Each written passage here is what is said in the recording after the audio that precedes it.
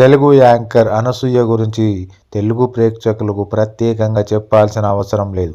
జబర్దస్త్ అని comedy show ద్వారా అనసూయ తెలుగు ప్రజలకు పరిచయం అయింది.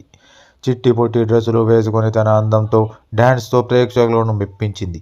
ఇక జబర్దస్త్ ద్వారా గుర్తింపు తెచ్చుకున్న అనసూయ బుల్లితెరపైనే కాకుండా సినిమాల్లో కూడా ఒక ప్రత్యేక స్థానాన్ని సంపాదించుకోవడానికి ఎంతో కష్టపడుతుంది. ఒక పక్క షోలలో యాంకర్గా, ఇంకో పక్క సినిమాల్లో కీలక పాత్రలు చేస్తూ బిజీగా మారింది. ఇక ఈ మధ్య షోను కూడా వదిలేసి పూర్తిగా సినిమాల మీదనే ఫోకస్ చేసింది.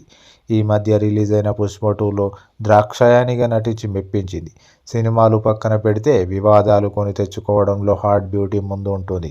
ఆంటీ అన్నారని ఒక వివాదం, విజయ్ దేవరకొండ పేరు ముందు ది పెట్టుకున్నాడని ఇంకో వివాదం. ఇలా ఏదో ఒకటి మీదకు తెచ్చుకోకపోతే అనసూయ ఉండలేదు. అయితే అనసూయ కేవలం తన అభిప్రాయం మాత్రమే అని చెప్పుకొస్తున్నా ఫ్యాన్స్ మాత్రం ఫేమస్ అవ్వడానికి ఆమె ఇలా చేస్తుందని చెప్పుకొస్తున్నారు. ఇక కేవలం ట్విట్టర్లోనే కాకుండా ఇంటర్వ్యూలో కూడా అనసూయ కరాఖండిగా మాట్లాడుతూ ఉంటుంది.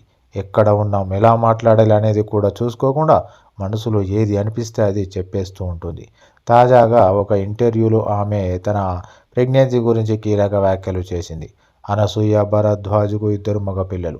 ప్రస్తుతం వారు చదువుకుంటున్నారు. ఇంటర్వ్యూలో ఇంట్లో ఆడపిల్ల ఉంటే ఎంతో బాగుంటుంది అన్న టాపిక్ మీద యాంకర్ 3వ బిడ్డ కోసం ప్లాన్ చేయడం లేదా, ఆడపిల్ల పుడుతుందేమో అంటే టక్కున అనసూయ మా ఆయన కోఆపరేట్ చేయడం లేదు, నీకేంటి నువ్వు పిల్లలను కనేసి వర్క్ వెళ్ళిపోతావు, ఇంట్లో చూసుకోవాల్సింది నేను అని మా ఆయన అన్నాడు.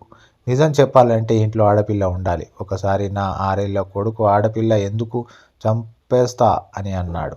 ఇంట్లో మగపిల్లలు పద్ధతిగా పెరగాలంటే ఆడపిల్ల ఉండాల్సిందే. అప్పుడే వారికి బ్యాలెన్స్ ఉంటుంది. అమ్మాయిలతో ఎలా ఉండాలి అనేది వారికి తెలుస్తుంది. మా ఇంట్లో ముగ్గురు మీసాలు గెడ్డాలు వేసుకొని తిరుగుతారు.